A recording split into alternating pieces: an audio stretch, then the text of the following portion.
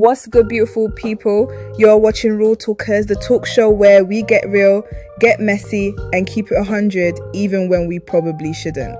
I'm Jazz Rivera, your favorite on-air oversharer, and the reason some of y'all are getting therapy invoices this month.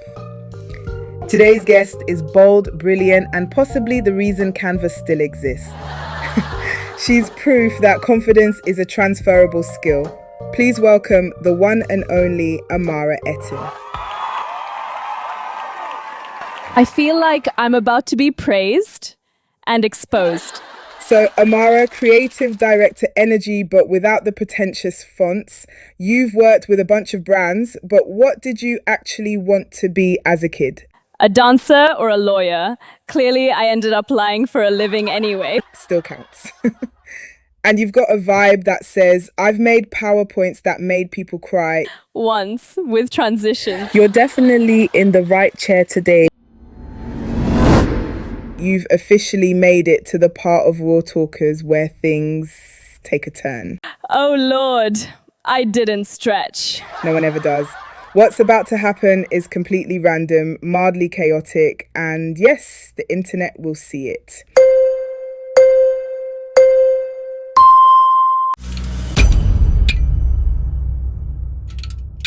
Your task is, tell us about the time you lied on your resume and actually got the job.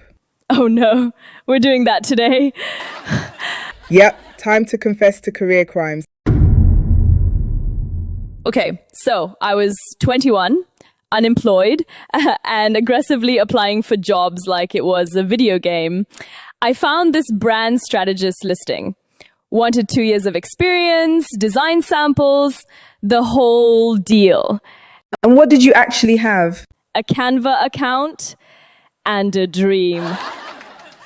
I invented a fake juice brand called Squeeze Me, made up a campaign deck overnight, and said I led the brand rollout. You were the strategist for your imaginary fruit client. I walked into that interview like, I believe in bold storytelling. Meanwhile, I just discovered what a grid layout was. Did they buy it? They hired me in 48 hours. First week, I had to lead a meeting. I was Googling brand terms under the table.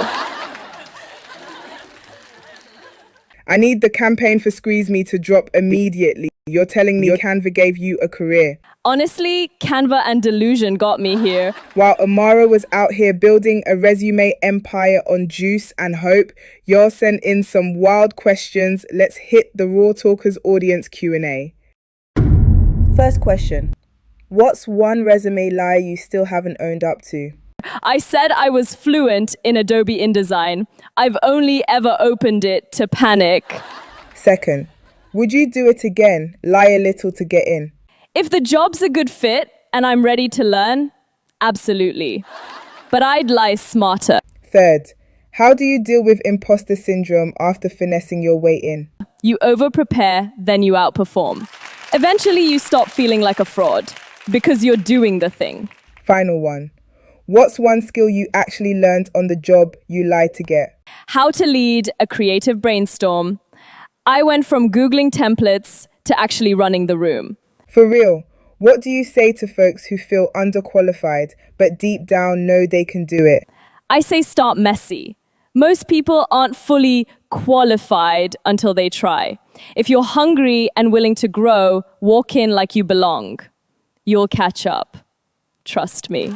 If you've ever claimed intermediate Excel and immediately opened YouTube, you are not alone and this episode was for you.